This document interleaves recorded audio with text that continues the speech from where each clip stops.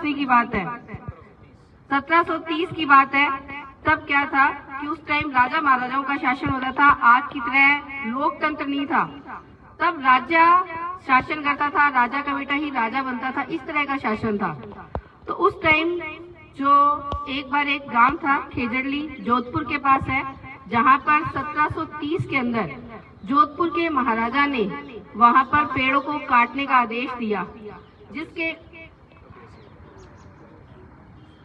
पेड़ों को काटने का आदेश दिया। और वहां के जो सिपाही थे राजा के, वो थे राजा अभय सिंह। उनके सिपाही है वहां पर पेड़ों को काटने आ गए। उस टाइम दिन का समय था, तो जो मतलब जेंट्स थे घर के, उस टाइम वो सारे के सारे क्या गए थे, काम पर गए हुए थे। उस टाइम इतना वो नहीं होता था कि लेडीज काम पे जाती थी या बच्चे पढ़ने जाते थे स्कूल में। उस टाइम अलग तरह का सिस्टम था। तो इस कारण से जो घर के जेंट्स थे वो तो सारे के सारे क्या थे, काम पर गए हुए थे, और जो लेडीज और बच्चे थे वो घर पे थे। तो राजा ने अपने सिपाहियों को भेज दिया गांव के अंदर, पेड़ों को काटने का आदेश दे दिया। तब एक बहुत ही महान लेडीज थी, अमृता देवी बिश्नोई।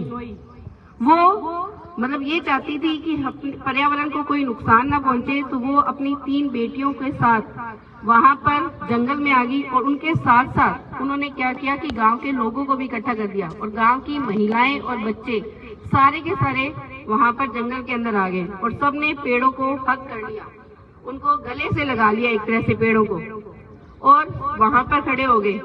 जब राजा के सिपाही वहां पर आए, उन्होंने उनको कहा कि आप यहाँ से हट जाओ, तो कोई भी मतलब औरत है या बच्चे हैं वहां से हटे नहीं। और उस टाइम प्रजातंत्र मतलब लोकतंत्र नहीं था, राजा का शासन था। तो सिपाहियों ने क्या किया कि अमृता देवी, उनकी 3 बेटियां और 363 लोग, 364 पर्सन थे, उन सबको पेड़ों के साथ काट दिया।